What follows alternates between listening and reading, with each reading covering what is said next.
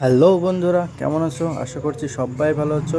আমি প্রত্যেক দিনকার মতো আজকে একটা শর্ট ভিডিও নিয়ে আসিনি, আজকে একটা বড় ভিডিও নিয়ে এসেছি। তোমাদেরকে কালকে আমি বলেছিলাম যে আমি একটা বড় ভিডিও নিয়ে আসবো, আর সেটাতে তোমাদেরকে সব আপডেটগুলো আবার ভালো করে দিয়ে দিব।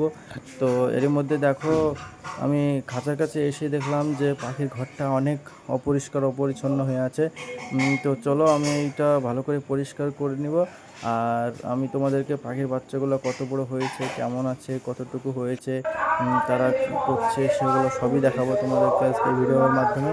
তোমরা চ্যানেলটি সাবস্ক্রাইব করে দাও যারা নতুন আছো, আর অবশ্যই ভিডিওটি ভালো লাগলে লাইক করে দিবে, আর চ্যানেলটির পাশে থাকবে। নতুন চ্যানেল, আমার হয়তো আর কিছু সাবস্ক্রাইব লাগবে, তাহলেই 100টা হয়তো সাবস্ক্রাইব হয়ে যাবে। তো তোমরা দেখেই বুঝতে পারবে।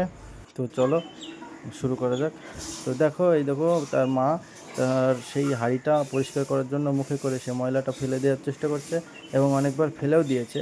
তো দেখেই বুঝতে পারছো যে অনেক খুব খারাপ অবস্থায় আছে। তো চলো আগে কোনো কথা না বাড়িয়ে আগে হাঁড়িটা পরিষ্কার করে দিই, তার মা বাবার জায়গাটা যেন সুস্থ থাকে এবং সে বাচ্চাগুলোটা যেন সুস্থ থাকে। জায়গাটা পরিষ্কার করে দেওয়া খুবই প্রয়োজন।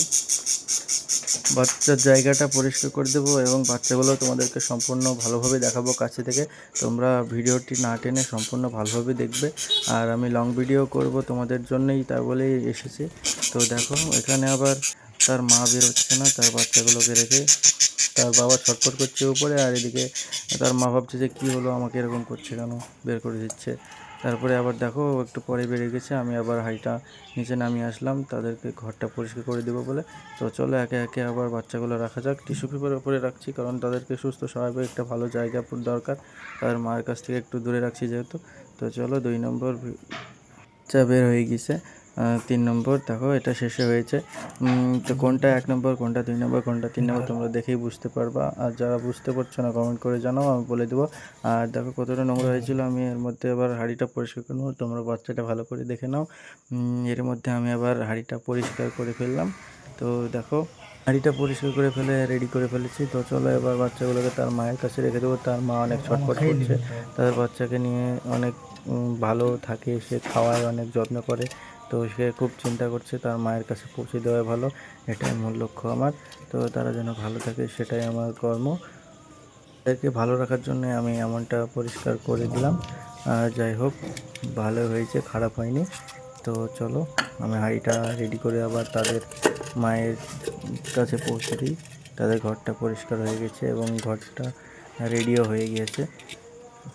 চলো আবার তাদের ঘর যেখানে ছিল সেখানেই আবার রেখে দিয়ে আসি। তার মা হয়তো অনেক চিন্তা করছে।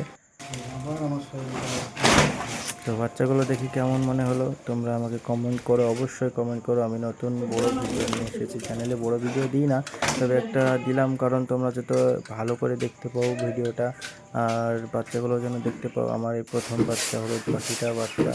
তো এবার সাদা পাখিটার বাচ্চা আমি আপডেট দেবো তোমাদেরকে। তো চ্যানেলটি সাবস্ক্রাইব করে দিও, অবশ্যই অবশ্যই অবশ্যই সাবস্ক্রাইব করে দিও, আর চ্যানেলটির পাশে থেকেও। আর দেখো, এর মধ্যে আমি আবার সেই নিচের জায়গাটা পরিষ্কার করে দিলাম, অনেক অপরিচ্ছন্ন পরিষ্কার হয়ে যাচ্ছিলো। তো যাই হোক, এবার পরিষ্কার করে দিলাম। পরের বার এই কার্টনটা ফেলে দিতে হবে, এরকম নোংরা হয়ে গেলে এবারকার মতো চলে যাবে, অসুবিধা নেই। এবার খাবারের জায়গাগুলো সুন্দরভাবে পরিষ্কার করে দিয়ে আবার নতুন করে খাবার দিয়ে দিলাম। এবং তার মা দেখো সঙ্গে সঙ্গে তার বাচ্চাদের কাছে ঢুকে গিয়েছে। এখানে আবার ছেলে পাখিটা বসে আছে, আর জলের পাত্রটা পরিষ্কার করে দিয়েছে। এর মধ্যে আবার খাবার দিয়ে দিয়েছি নতুন করে। সব কিছু এখন ঠিকঠাক, তারা যেন সুস্থ থাকে, ভালো থাকে সেই কামনাই করি। তোমরাও যেন দোয়া করো যে আমার পাখির বাচ্চাগুলো যেন সুস্থ থাকে, আর তোমরাও যেন ভালো থেকো। সবাই ভালো থেকো, বাই বাই।